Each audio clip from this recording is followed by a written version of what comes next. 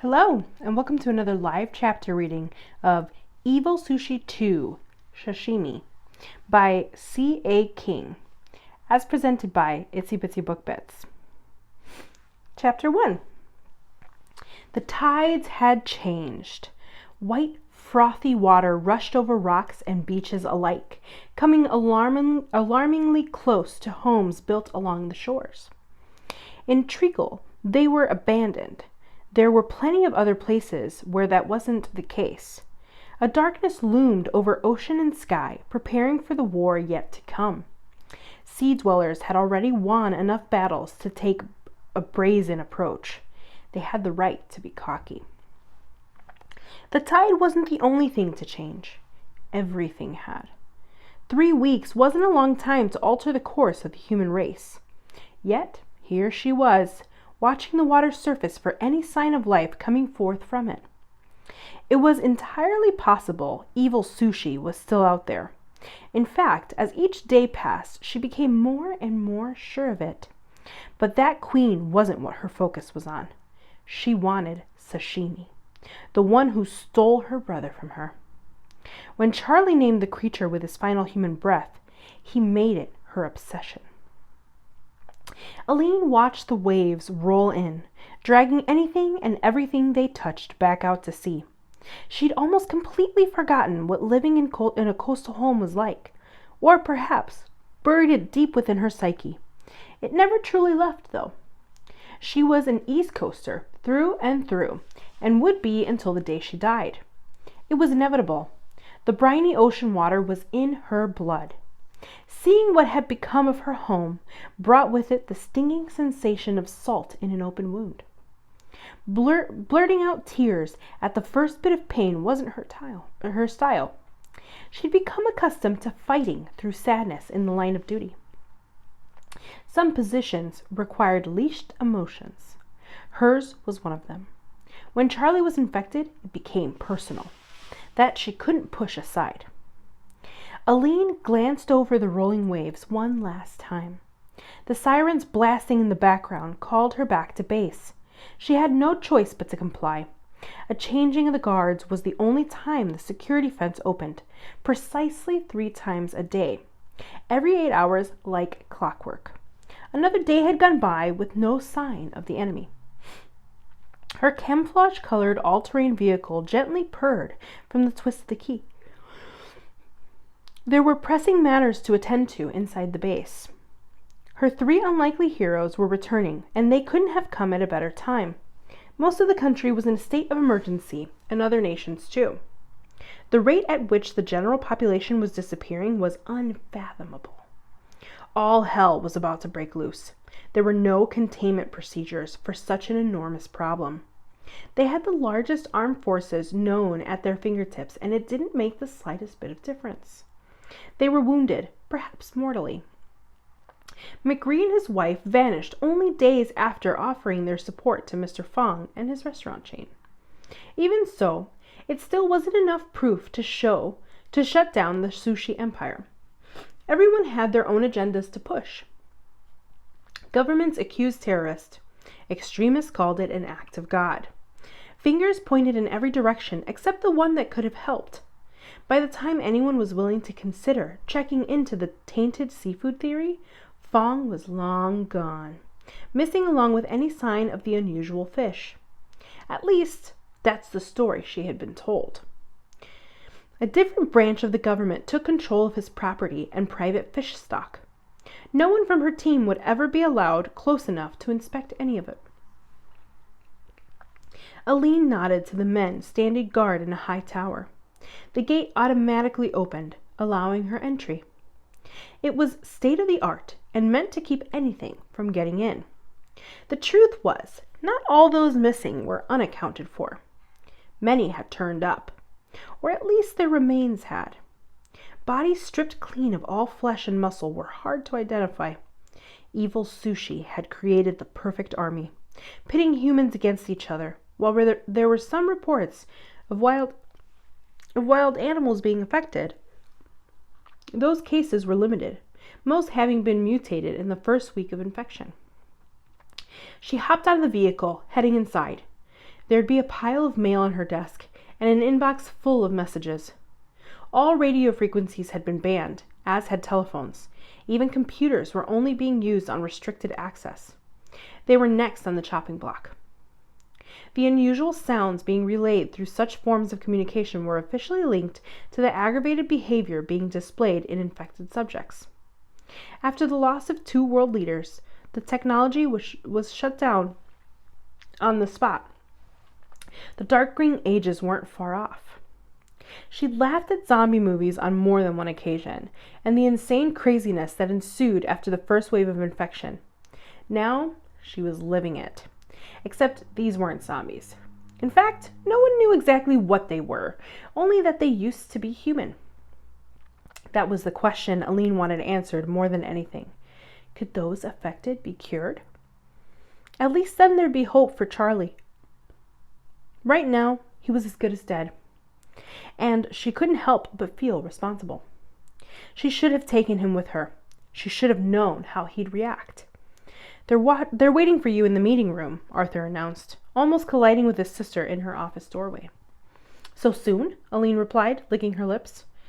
I guess it's time then. She continued down the sterile white hallway to a set of double doors. Sucking in a large breath, she threw them open, strutting through with purpose and stopping only to take her seat. It's good to see you, all. Her voice faded at the sight of a few uninvited faces. Commander Danson, General Talbot, and Dr. Carlson. She nodded to each. I know this isn't normal protocol, the general admitted. Unfortunately, under the circumstances, meeting in person is the easiest way to communicate. What brings you here? Aline asked, not actually wanting to hear the answer. Her command of the newly constructed base had only just begun. The presence of the 3 men threatened the very place she stood. We're moving our main base of operations here, the general announced, confirming Aline's worst fears. That includes military forces and medical research. Under what authority? Aline complained, standing. This is my base of operations. It doesn't have the resources or the space for what you are suggesting. Under my authority, the general bellowed. With McRee and other high-ranking officials missing, the chain of command has fallen squarely on my shoulders. I am taking over this facility with or without your approval. What happened to your fancy base out in the ocean? Rod scoffed, already knowing the answer. It was attacked, Danson answered. We lost some of the greatest scientific minds. As things stand, we have no way of knowing who was behind the assault. Or what? Rod huffed, shaking his head.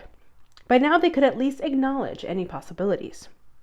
Listen here, Danson scolded, wagging a finger. We destroyed evil Sushi. That we are sure of. As sure as your base was unsinkable? Ned asked, one brow arched. Perhaps it's time to change your way of thinking. I can't have you all arrested on the spot, Danson exclaimed. No, Aline argued. You can't. We need them. I hate to have to agree, Talbot butted in, but we do need them, at least for what we have planned. Luckily, if all goes well, we'll have some answers as to what, if anything, is lurking in our oceans. Then one of you can go grovel for forgiveness to the other. What plan is that? Aline folded her arms across her chest. Need I remind you, this is my team you are talking about? We're on the same side, the general huffed. We want the same thing, to put an end to this nightmare. So what's the plan? Rod's hand made a quick work of a stress ball, its shape permanently warped from the last 5 minutes. We're going to release the infected patients into the ocean, Talbot replied. What? Aline shrieked. How in the blazes is that going to help? You'll be adding more potential enemies into the mix. Doctor, Talbot began. I've placed several trackers under their scales, Carlson explained. We'll know where they are at all times. That's where you come in, Talbot announced, pointing to Rod. You rig us up a few more devices capable of tracking these things, and we'll get a first-hand look at what we're up against. As of right now, we have no idea of their actual numbers. Have you learned nothing from your research? Aline questioned, a scowl prominent on her face. Actually, quite the opposite, the doctor replied. We know there are multiple ways of becoming infected, as well as multiple forms of mutations. There are those who walk on land as they did while human, and those who grow a tail, swimmers, if you will. Some retain higher intellects than others. We also know they have no reproductive system left after the mutation is complete. What creature has no way to reproduce? Aline mumbled, falling back into her seat. That doesn't make sense. Ones who aren't supposed to survive long lives, the general answered. We believe they are being bred for one purpose, to destroy humanity. He paused. They are picking us off one at a time, either to become part of their ranks or food to fuel the fight. How will knowing their numbers help? Ned asked. Knowing what we are up against is always best, Danson replied. We might get lucky and find out who's behind all this too. There must be some indication of which terrorist group is to blame. What if it isn't a radical organization or even another country? Rod questioned. What if it's nature's selection process at work? Then we show nature we aren't going without a damn fight, Talbot declared. We still have them outgunned. That's not hard to do, Ned suggested. They don't have guns. I'm pretty sure they have us out-teethed. They have to get close enough to bite, Talbot snickered. If you ask me, that gives us the advantage. The troops will start arriving within the hour.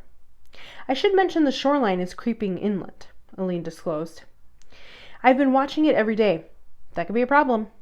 Strange weather is being reported from all over. We should keep an eye on it. It's probably inconsequential, Danson said. I highly doubt the ocean will cover all of the land anytime soon. If I had a nickel for everything you didn't think could happen, Ned began.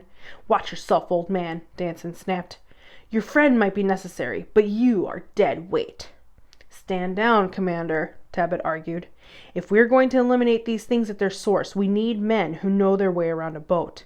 This man knows as much as any captain we have trained, if not more. He's an asset.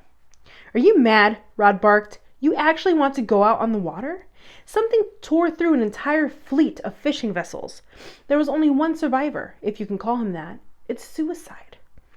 They didn't have guns, Danson argued. Actually, Arthur butted in, they did. Maybe not the real fancy ones, but they had quite a bit of firepower. Something took those boys by surprise. With that tech you have, we'll know exactly where the enemy is, General Talbot declared. That's the plan, and we're sticking to it. I suggest we all get to work on our assignments. We launch as soon as the personnel and patient transfers are complete. If we refuse, Ned scoffed, teeth grinding. You can't, Talbot snickered. You all agreed to work for the government. We own you and the rights to any device you have or will create. I didn't authorize this, Aline screeched. No, Talbot agreed. I did. Desperate times, my friends, desperate times. Do what we ask. There will be a full release waiting for you when this is all over. For all three of us? Rod asked. All three, Talbot replied. Then show me the way to the parts I need, Rod said. I'll make the gadgets you're asking for. They won't protect anyone, though. All they can do is take pictures. Excellent, Talbot exclaimed, rubbing his hands together. Is there any chance we can outfit them to carry weapons as well? I am not sure, Rod replied, exchanging glances with his friends. They might be a bit heavy for the current design. You either want them fast or fancy. You can't have it both ways. Fast it is, he paused, turning to his associate.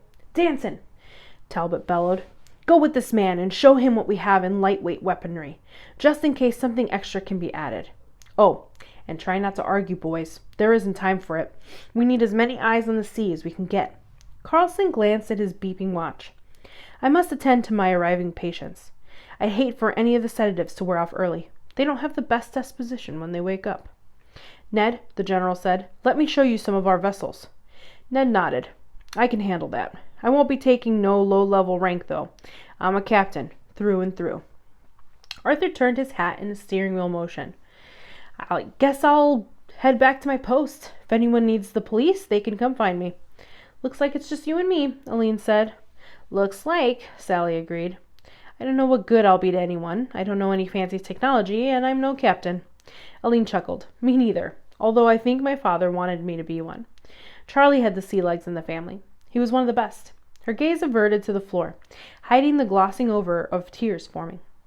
I could use an assistant. Me? Sally blurted out, pointing to her own chest.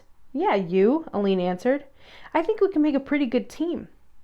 I do too, Sally agreed. What's first, boss? A stack of memos on my desk, Aline complained. After we get through them, I think we should come up with a better way to communicate. It takes weeks to send and receive a single answer. What about using Morse code? Sally questioned. That's what all the movies do when it's the end of the world. Aline chuckled. They do, she agreed. Unfortunately, we can't use radio waves or pretty much anything that involves similar technology. There's landlines, Sally said. They aren't used much, but the infrastructure's still in place, for the most part. You might just be a genius, Aline blurted out. That's the first time anyone called me that. Sally beamed. I have a feeling it won't be the last, Aline replied. Let's get to work. We can join the others in the morning and tell them your idea. I'm pretty sure we can make use of it. Aline, Sally said, I'm sorry about your brother. I am too, Aline said, gulping back the lump trying to form in her throat. Hopefully we can stop it from happening to anyone else. That's what we're here for, and that's what matters most. Sally nodded. Things are going to get a lot worse, aren't they? Probably, Aline admitted. We need to stay strong and save as many people as we can. I know you're frightened. I am too. And so are all the people out there who don't know what's going on. We need to show them there is hope. If we stick together, we could do this. Sally offered a meek smile. I should probably work on my speech skills, Aline sighed. It always sounds so good coming from the hero in any invasion movie. Sally chuckled. It wasn't bad. The two exchanged glances. Okay, maybe it was. All right, that's all for tonight. Hope you enjoyed the chapter reading. Bye.